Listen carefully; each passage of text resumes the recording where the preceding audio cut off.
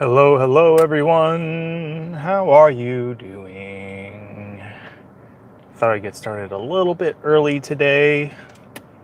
The post said I would be live at 5 and got off a little bit earlier than I thought I would from work. So here I am. Here I am. Waiting for people to arrive to the stream. Hello, hello. Don't see anybody yet.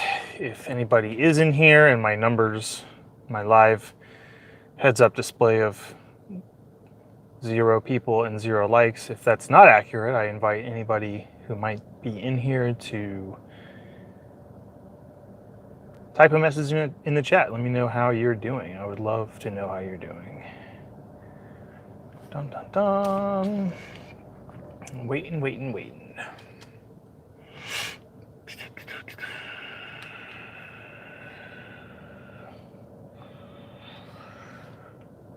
Just waiting for people to show up.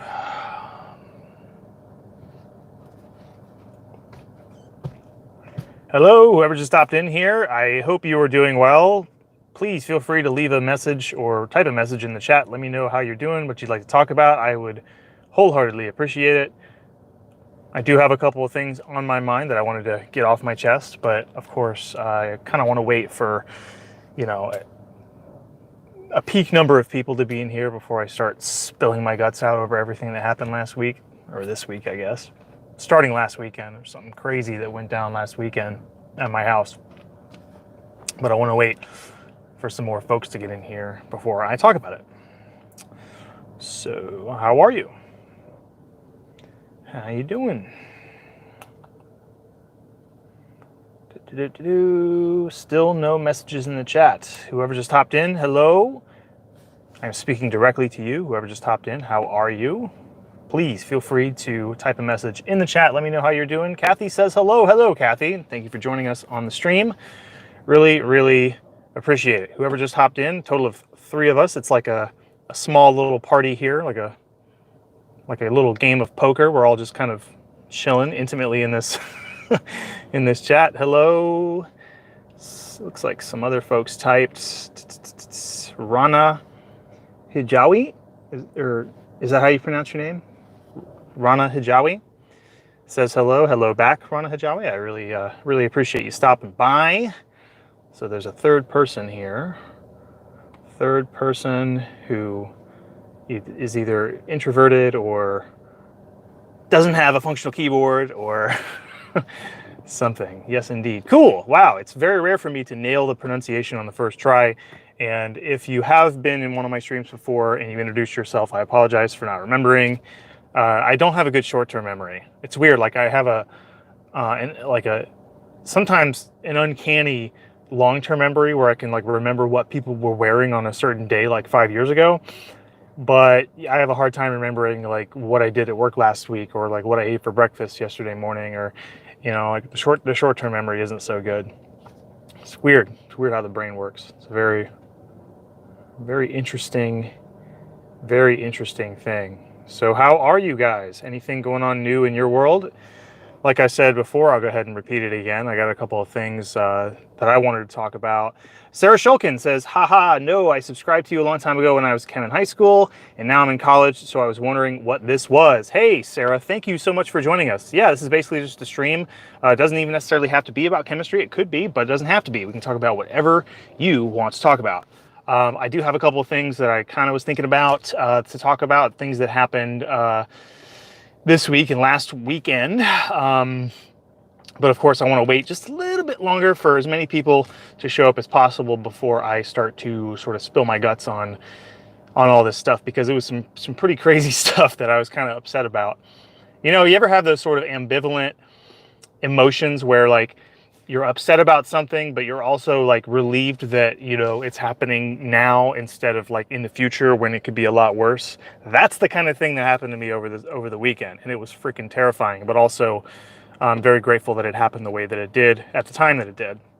So, okay, there are 5 people in here, which is probably the most I'm going to get. So I'll go ahead and tell you about just something in my world that happened last weekend. So my wife and I are doing this house project. We're currently in the middle of two big house projects. One of them is almost finished. That would be the shower. I've actually uploaded a couple of videos that didn't really do well or get any views, but it was just kind of me messing around. That's one of the two shower projects that I expect to be finished probably by the end of the week next week.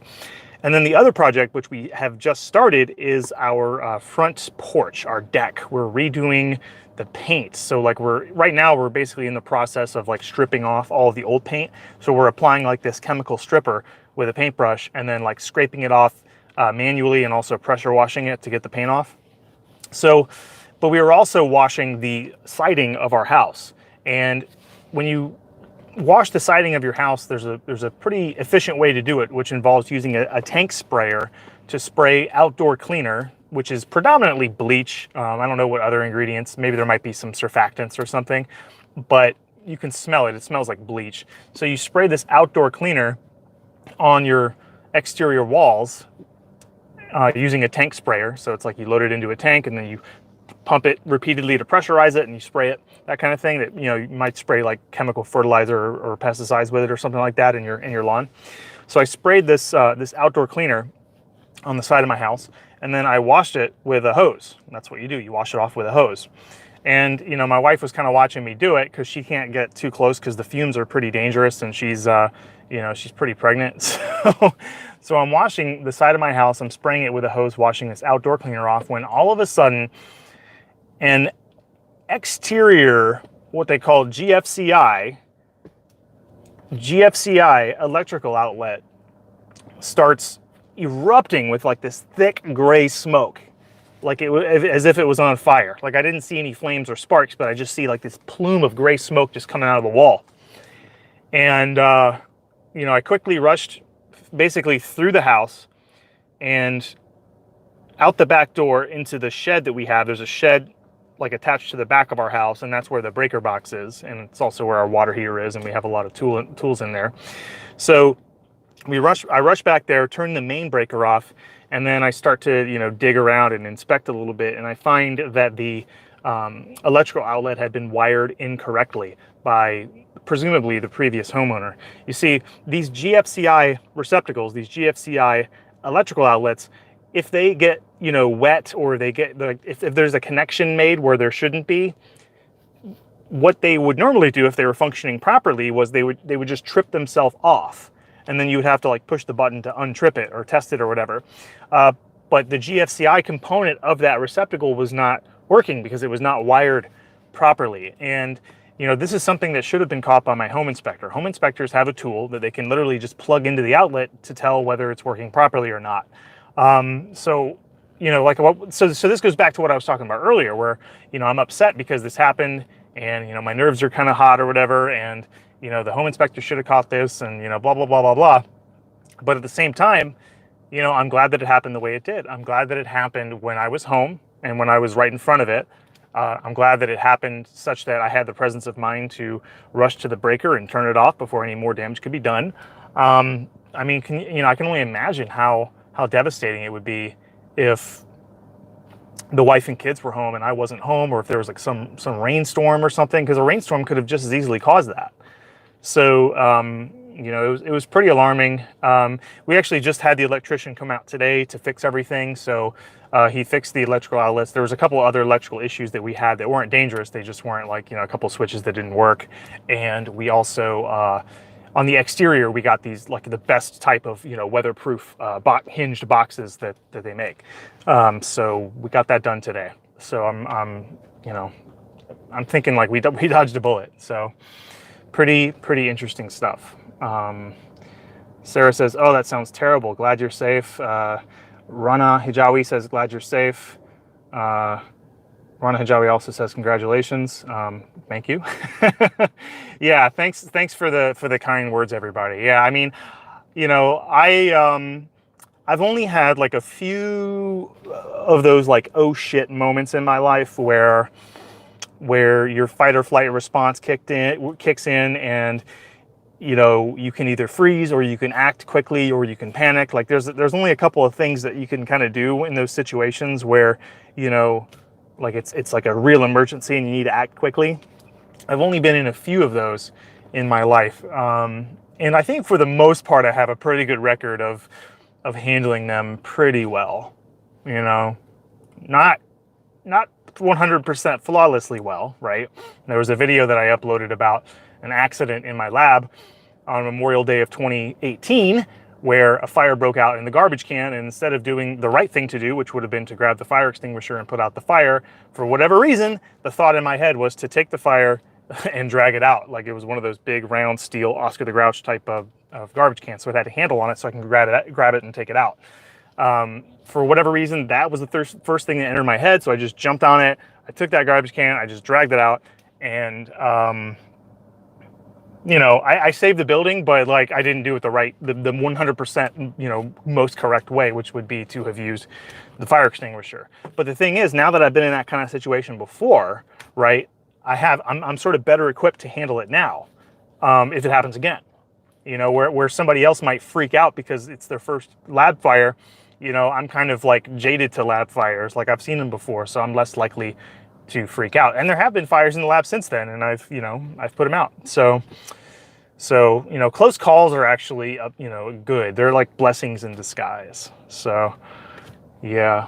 So overall, I think there's another time that I was thinking of where I was going to some scientific talk. It was like this American Chemical Society Club thing back in college, and a friend of mine was taking me in her car to this thing that they would have at this restaurant once a month where a scientist would give a talk over, you know, everybody would be having dinner, and you'd eat dinner to, you know, and listen to this talk given by the scientist, right? And we show up, you know, she pulls into the parking lot, and the parking lot's on a pretty steep incline, you know, so we're kind of like, you know, the back of the car is like at the bottom of the incline, and the front of the car is at like the top. So it's like sloping, so that if it were in neutral, it would roll backwards. And right behind us was the building.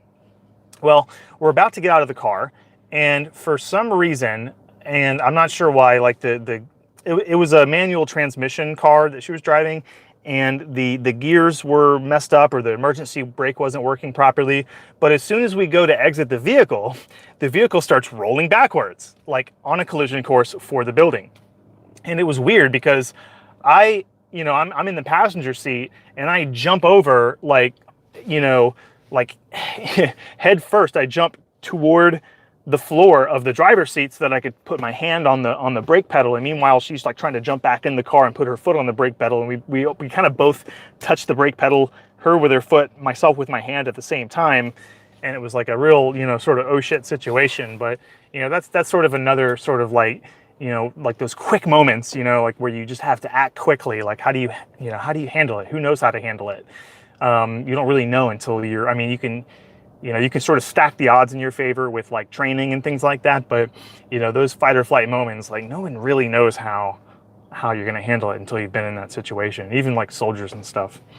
So yeah, so that's something that's pretty crazy that happened to me over the weekend. This electrical accident, which could be a blessing in disguise, could have saved my family's life. I don't know, but you know, it is what it is, right? And then another thing that happened, I think it was on, I can't remember whether it was like Monday or Tuesday, like earlier this week, one of my favorite YouTubers got banned. One of my favorite YouTubers got banned.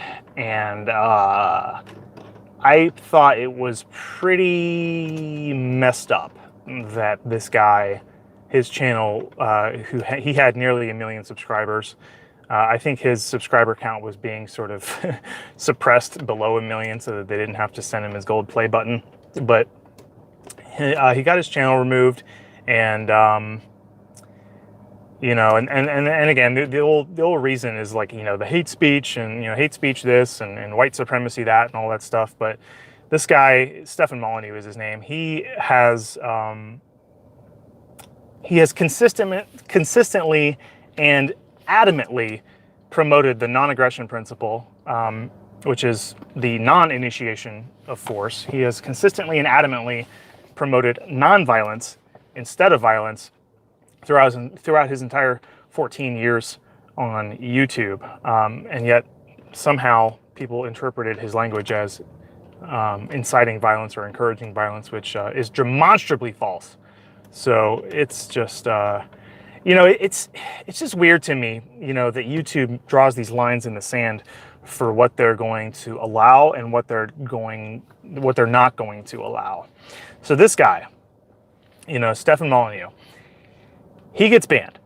And then meanwhile, there's this other YouTuber with like 20 times the size of the audience of Stefan Molyneux, who is shown on video making these gross masturbatory gestures in front of an image of an 11-year-old girl. And he gets to keep all 3 of his YouTube channels. Bravo, YouTube. Bravo. Good job. It's nice to see where your value judgments are. Good job. So, look, I understand that like YouTube has to appeal to like advertisers and things like that. Like, I get it. But I don't know. I have to think if I were in YouTube's position, I would just, cancel people on, like, I would try to align as much with like the United States Constitution and the United States case law, if that makes sense. Like, I would try to adhere as closely to the First Amendment as possible. So like, for instance, the last big free speech case, I think it was in the 1950s, it was called Brandenburg versus Ohio. And what came out of that case was sort of like definitions or what classifies as protected speech and what doesn't. And so the upshot of that was inciting direct imminent violence that's not considered protected speech. So if you say like, let's go kill this guy right now, that is not protected under the First Amendment. But if you say like, I believe we should bomb this country, like in the abstract, that is protected speech. So there's a lot of things that, are kind of unpleasant that are, you don't really like, but they are protected speech under the First Amendment. So if I were YouTube, I would want to just adhere as closely to that as possible, so that when people question me about what I'm allowing on my platform and what I'm canceling, I could be like, look, I'm just adhering to what the US Constitution says, right? Because the moment people sniff out inconsistencies in your rules, right? The moment YouTube is shown allowing this guy who pretends to, you know what, I'll probably get demonetized, I don't really care. A guy who pretends to masturbate in front of an image of an 11-year-old girl, they keep his channel up, but they take down the channel of a philosopher who is willing to argue using reason and evidence and is not afraid to address controversial topics. And yeah, okay, so he takes unpopular positions, but he never advocates violence, and he certainly doesn't prey upon young, susceptible people or do any kind of vulgarity like that. Like, people are very quick to sort of sniff out the inconsistencies in your rules. I'm sure anybody who has a parent of, who's a parent, right? Or maybe even you can remember this from your childhood, right? Oh, well, why did you allow my brother to do this, but not me? Like you ask those questions of your parents, and parents have to be really consistent in how they govern their house, right? Otherwise they're pointed out to be what they are, which is unfair if they're not being consistent. So like another example of this was like, I think it was in 2014, I want to say, there was an NFL player by the name of Ray Rice who received a 2-game suspension for basically clocking his girlfriend in the face on an elevator, knocking her basically unconscious, and then dragging her lifeless body out of the elevator. It was all on video. That, apparently, according to the NFL, that warranted a 2-game suspension. And people were understandably upset about that, right? Because people who were guilty, other players who were guilty of less egregious crimes, received far worse sentences, far worse sanctions than Ray Rice did. So that just is on the NFL to sort of make their rules sort of consistent and unambiguous, so everybody knows what they are. And and I mean, I think they ended up modifying the suspension when the public backlash started to bite them in the ass or whatever. But consistency is really important, and I can't say that I'm surprised. Like all this cancel culture stuff has gone pretty out of control, but I'm just, it's kind of just, it kind of just evokes this feeling of helplessness, like it's this feeling of helplessness, like, it's just, I can't do anything about it. And, these billionaires who are, these ad companies, whoever's like making these decisions on what these big tech Silicon Valley giants are doing, this oligopoly is doing, whoever's making those decisions, they have pretty big power. So let me read some of these chat messages. Okay, so Sarah asks, what was misconstrued? I don't know the story, sorry. Yeah, it seems unclear and not transfer any how YouTube goes about it. Transparent, okay. And she says it's important to have people who argue against the popular opinion always, as long as they're not violent, and it's becoming difficult these days. I completely agree. Very well said. I couldn't have put that better myself. Kaylee says having money and celebrity status almost always allows for greater crimes and lesser punishments. That's a very good point too. Like Paul Walker, the guy who was the star of those Fast and the Furious movies, he was like a 30-year-old movie star dating a 16-year-old girl, and nobody seemed to have a problem with it because he had that Hollywood celebrity powerful status. So that's a very, very good point. But there's one thing that I wanted to share with you. Okay, so this is coming from one of my favorite YouTubers who just got banned, Stefan Molyneux. That's Stefan space Molyneux, Stefan Molyneux. And there's one sort of clip, it's like an audio clip of him talking, that I go back every once in a while. I go back and listen to it. And it's so deep, it's so profound, and it's so powerful. And so I'd like to share that with you now. Basically, it's 3 mental exercises that you can do that will help you appreciate your life. So strap in, we're gonna get deep. So the first mental exercise to help you appreciate your life is to imagine, however old you are right now, imagine, like for me, for instance, I'm 30 years old. So take where you are right now and just scroll forward all the way to the end of your life, okay? So you're in a hospital bed, maybe you've got some family there holding your hand, and the doctor is telling you, all we can do is to make you as comfortable as possible, and you know that the end is coming. What if, hypothetically, somebody came into that hospital room and kind of bent over and looked at you and said, for a certain amount of money, I'm going to give you the chance to go back in time 55 years. So in my case, let's say I die at 85. I'm going to give you, Ben, the chance to go back in time 55 years to be 30 again. And that would be like the most incredible, mind-blowing, crazy, amazing, wonderful gift that anybody could give me at the end of my life, is to be returned to where I am right now. There's nothing that I wouldn't give to have that opportunity. To go back to age 30, where I have youth, where I have vitality, where my kids are still cute. I have energy. I have all the decades and possibilities ahead of me, right? And so the thought experiment is like, the thing to sort of realize is that, and again, Steph puts this in a much better way. I'm not nearly as well spoken and eloquent as he is, but your future self at the end of your life on your deathbed, you would give anything to go back to where you are right now. Right now, you are living the most amazing thing that anybody could give you at the end of your life. So that's kind of the first thing, is to understand that right now you are living what would be the most amazing, beautiful, wonderful thing for someone to give you at the end of your life. So that's exercise number 1. Okay.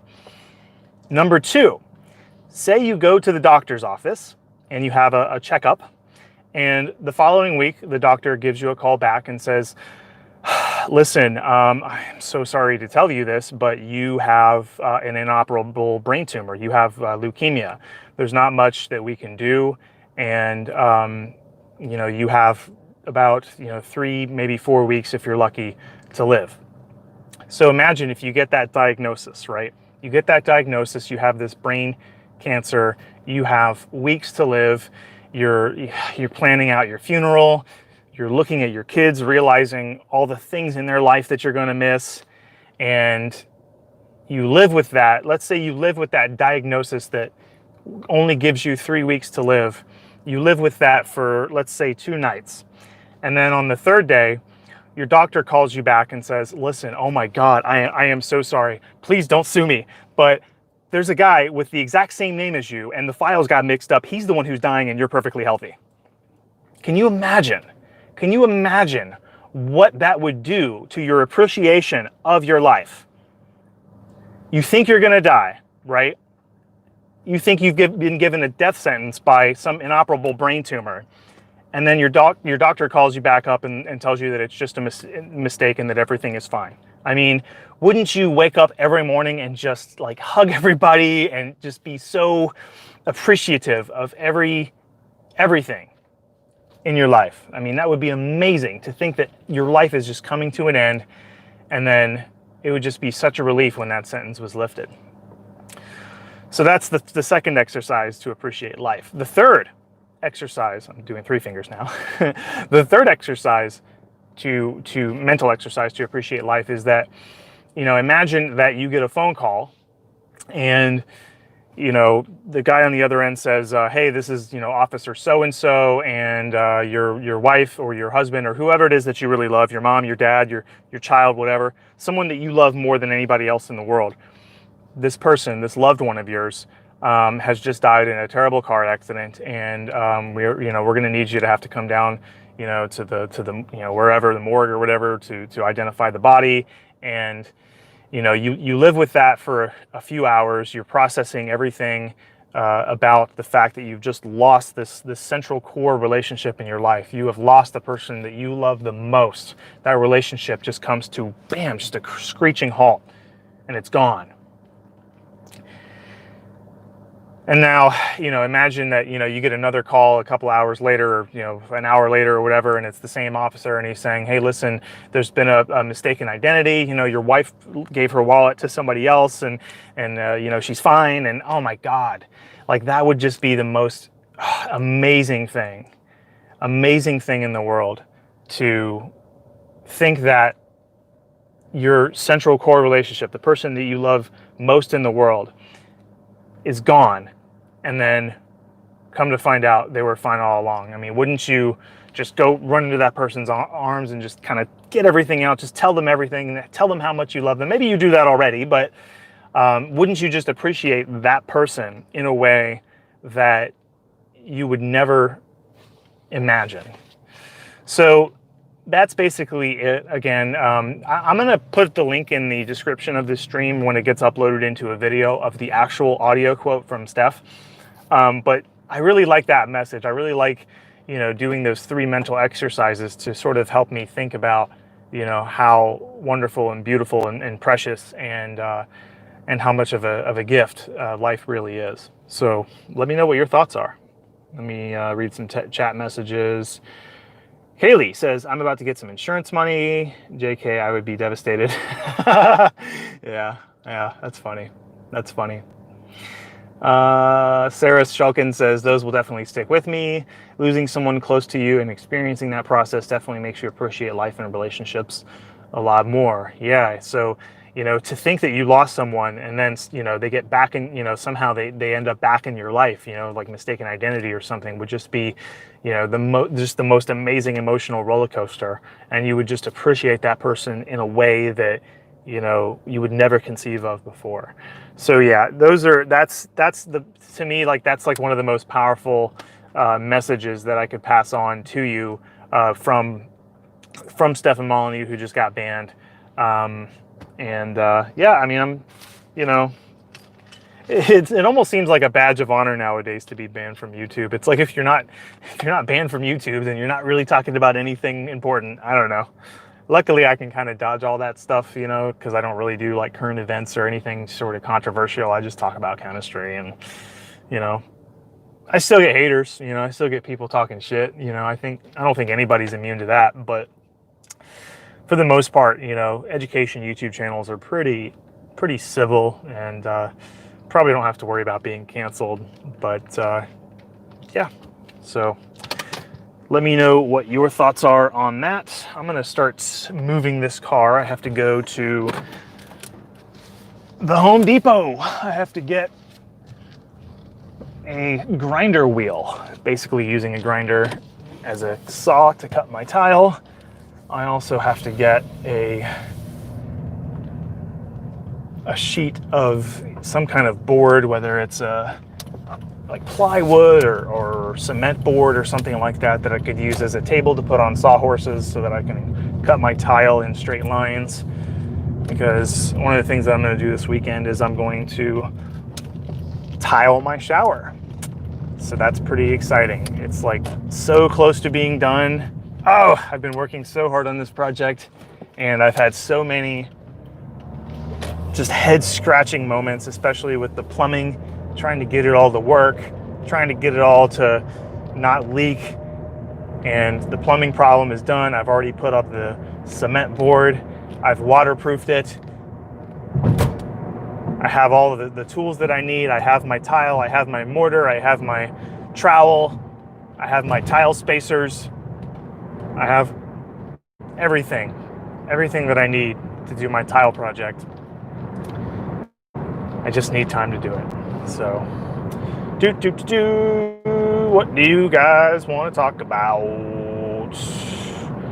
I wish YouTube had like a feature where I could just leave the chat open. Like the chat disappears after a little bit.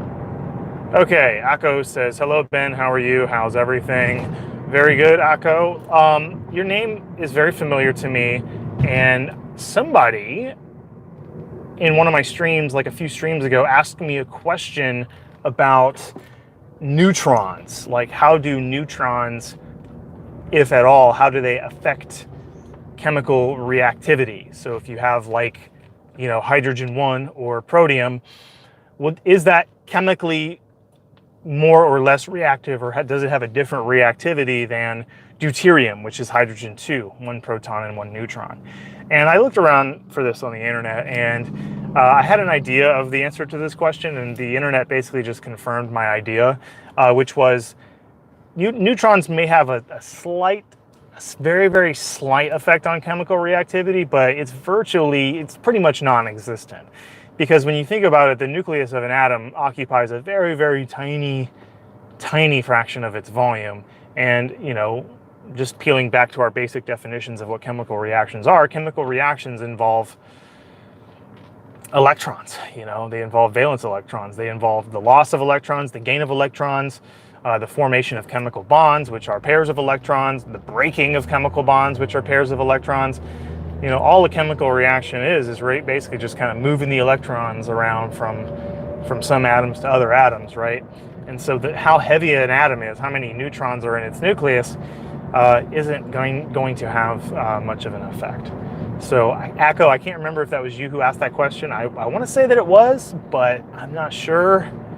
Somebody asked me that question, and then I just kept putting it off. Like, then I would stream and then be like, hey, did you figure out the answer to the question? I'm like, oh, I forgot. And then, the next week it's like, so today I was like, you know what, I'm going to figure this out. I am going to, answer this question once and for all, so I don't keep, blowing people off, because if I keep blowing people off, then fewer people are going to be interested in asking me questions if I won't answer them. So I apologize for the delay, but yeah, I'll try to get better about that. So,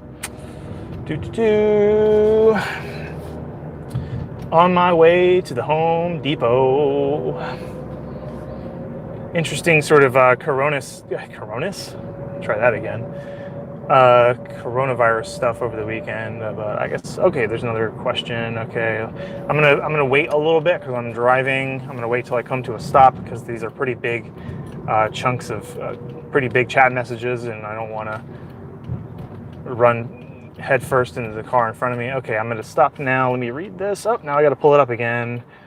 What are some fun chemistry facts? Also, what are some things you've learned in chemistry that have changed on how you look at life/things? Kind of, like going back to what I was talking about earlier about how if you consider like an individual atom, right? You consider an individual atom and what that atom is made up of, and according to modern sort of atomic theory,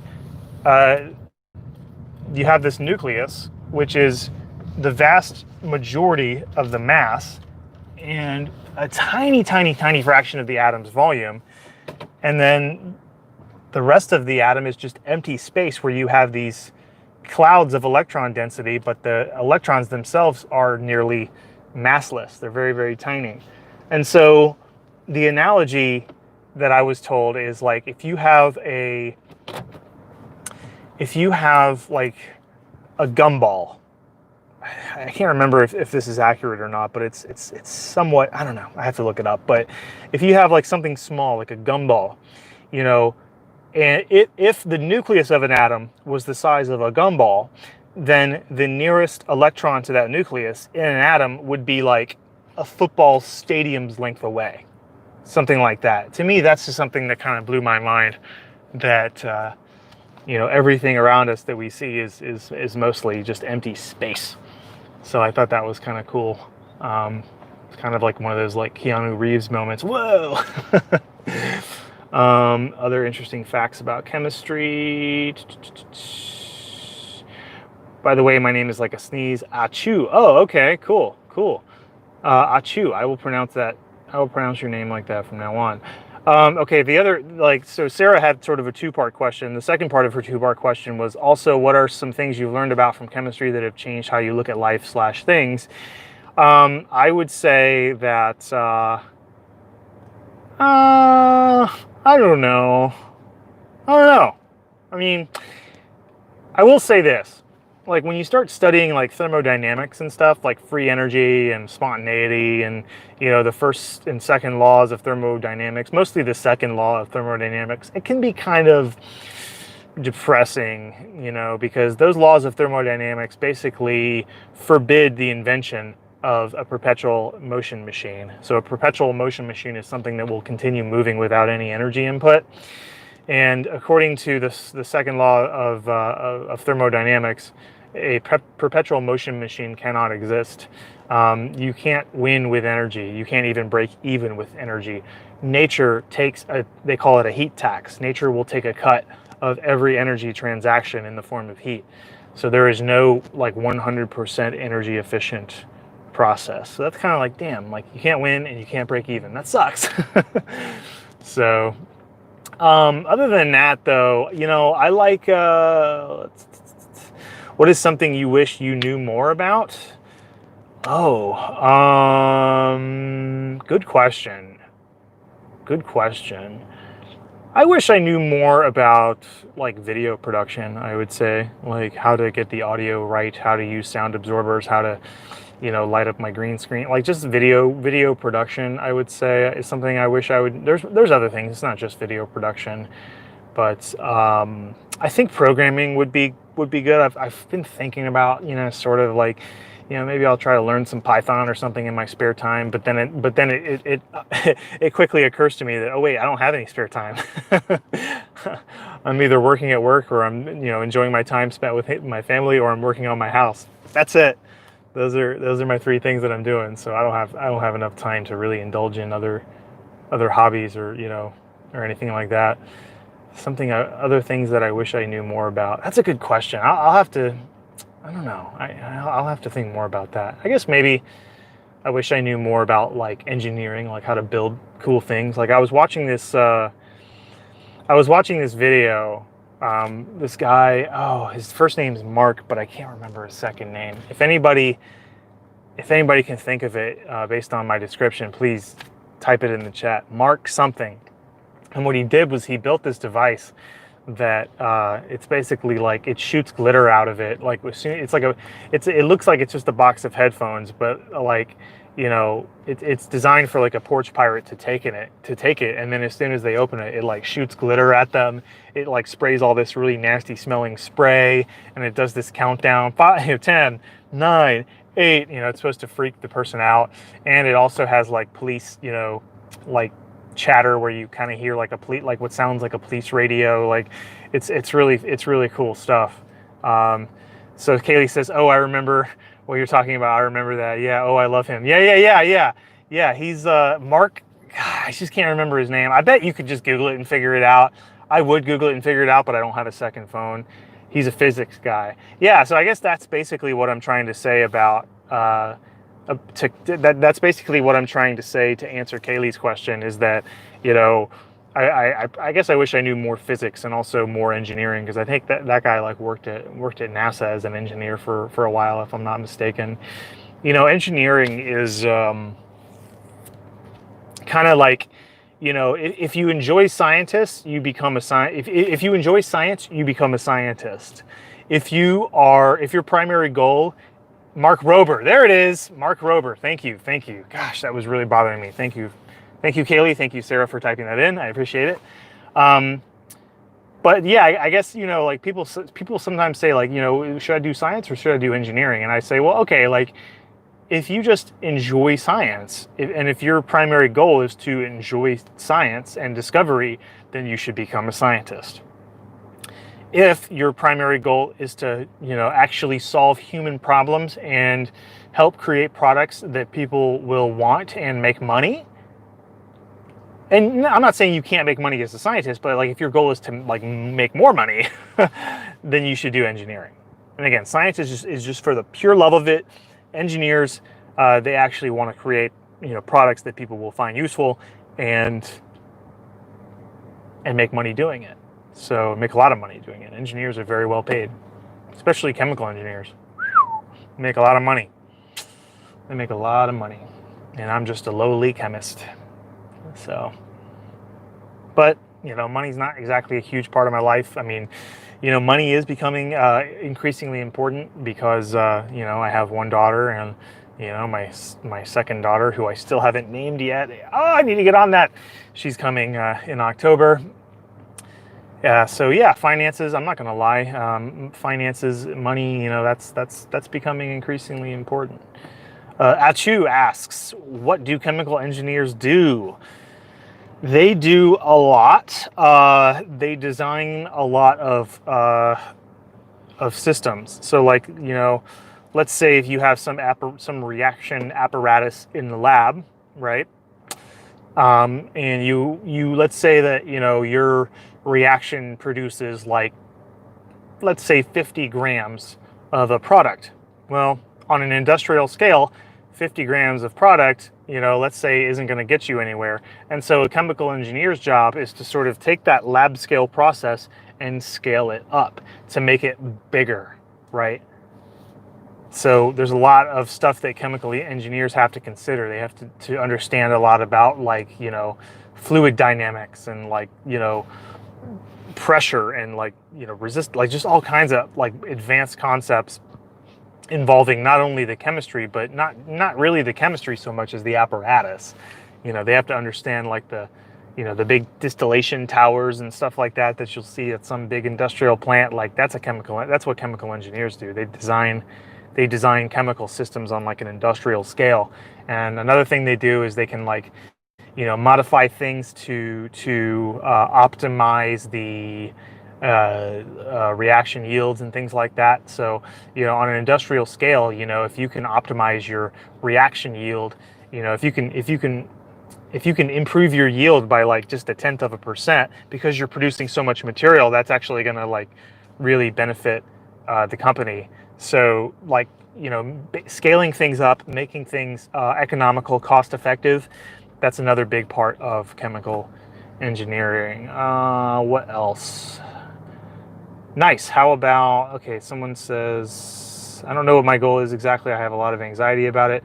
Kaylee, I understand what you mean. I don't know how old you are, but, you know, I understand how that can be upsetting and uneasy, having anxiety about not having direction in life. I understand. I have been there. Believe me, I have so been there. When I graduated college with my bachelor's, I didn't know what to do. I got rejected from the PhD program that I applied to. At first I got put on a waiting list, and then come to find out I didn't get in. I was devastated. I didn't know what I was going to do. And I kind of took it hard. You know, it really was a dark time of my life. And 28 in a month, I went back to school 2 years ago. I feel like I should probably figure it out by now. You know, yeah. I know. But I guess all I can say about that is I think the best way to give yourself the best shot at figuring it out is to do two things, right? So the first thing that you can do is you can start by like narrowing your list of career choices down by crossing off the things that are not viable options, right? And you cross those things based on certain categories, right? So the first category you could say just arbitrarily is, do I want to work inside or do I want to work outside? Now here in southeastern United States, it gets pretty hot sometimes, although not as hot here in South Carolina as it was in Florida. And you say, okay, I want to work inside. And so that automatically eliminates all the jobs that in which you'd primarily work outside. It's like, okay, so that's progress. You've eliminated some stuff. You can say, okay, do I want to work alone or in small groups or as part of a big team, right? So there's there's three other categories right there. And so let's say you like to work alone. Perfect. Okay. So everything that requires like a lot of teamwork and stuff like that, like with large groups of people, you can cross that. Like, so you can sort of narrow down your list of options based on your own personal preferences. Okay. That's one thing. That's one thing I would say. The other thing I would say is I don't know what your like status is with friendships or relationships or whatever, but I think going out, and I understand it, depending on where you live, it's kind of hard right now with, coronavirus, government lockdowns, basically, government being, crazy and forcing people to shut down. I understand that's an issue, but as much as possible, like get out, go to places, talk to people, even if it's just striking up a conversation with somebody at a coffee shop. You never know what a conversation with a stranger, like what impact a conversation with a stranger might have. It might be something that completely sends you on a new trajectory. So those are kind of the two things I could say. She says, thank you. I am a computer science math student. I'm married with 2 dogs. Cool. I mean, computer science and math, that's everybody needs a programmer, right? So I think you'll be set as long as you're, motivated, and, I think you'll be set. Hopefully you haven't been borrowing money to pay for college. I hope you haven't been taking out student loans, because student loans are evil. They are highly predatory. They have very high interest rates, and they just crush people with debt. So, but even if you have, it's still not the end of the world. You can be aggressive and you can lower your standard of living, pay those things off, and then have a good financial future. And also, the fact that you're married is great. You have a husband, you're part of a team. If you're down, he can sort of pick you up. If he's down, you can pick him up. It's a team. It's good. Good. So, all right. I think I'm gonna end it a little bit in a little bit. I'm at the Home Depot parking lot. Yeah. So if you guys want to ask me anything, so Achu asks, how about theoretical chemists? Yeah, I don't know what they do, man. I don't know what they do. I think they just do a lot of like abstract equations and things like that, like a lot of math. Just a lot of like, like in sort of like a similar thing that like theoretical physicists do, where like there's only a small handful of people who can actually understand what they're doing. It's funny because I heard something, I forget who said it, but it was like some podcast where someone was saying, there are these theoretical physicists who could literally be making all of it up and nobody would know, because there's such a small group of people in the world who can understand what they're doing. So Achu says, thanks, Ben. Always nice to listen to you. Thanks, man. It's always nice to talk to you. Very cool. Sarah says, thank you for your wise words. I'm not very wise. But those are I mean, all I'm trying to say are basically just sort of anecdotes from my life, what's kind of helped me, because I do not have a picture perfect past. I do not have I have everything figured out from the moment I turn 18 and to now and beyond. That is not the impression that I intend to give off. when I talk to people. Because I don't have everything figured out, and my past does have some dark times in it. It has confusing times in it. It has uncertain times in it. It has, despair, job loss, just negative outlooks on life, all that stuff. So, haha, on theoretical chemists, no idea what happens there. Yeah, me too. And I have enough integrity to admit that I don't know what I don't know. So, yeah, I don't know what they do. But you might be able to get in touch with one. Maybe your local college, university, or whatever. Maybe there's one there. You can send an email, send her an email, whoever. Probably a dude. Not a lot of ladies that are doing theoretical physics. I don't blame them either. I wouldn't want to do it. So good advice in process of elimination for career choosing. Yeah. I mean, thank you. Yeah, it doesn't, it's not a cure-all. I mean, it won't help you completely, but it'll at least sort of, get you, it'll rule out the things that are not on the table, which is progress. And it might motivate you enough or anybody who's sort of ambivalent about what direction to go in, it might motivate that person enough, to get that forward momentum to get going. All right, well, I'm gonna end it here. Thank you. This might be the most participation I've had in any live stream, so thank you.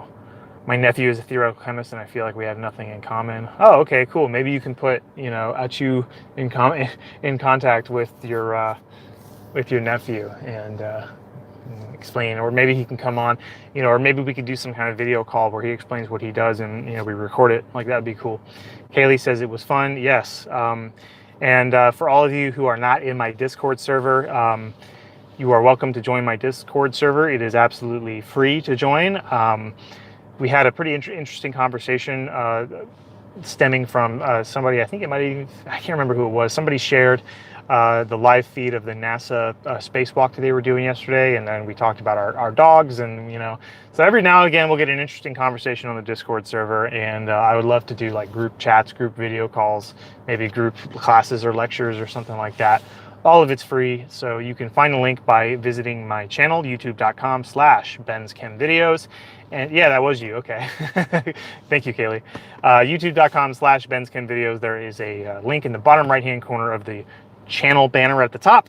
And there are also links to Facebook and Instagram and Twitter, all of which I have very, very low follower counts. So if you would please show me some love on those platforms, I would wholeheartedly appreciate it.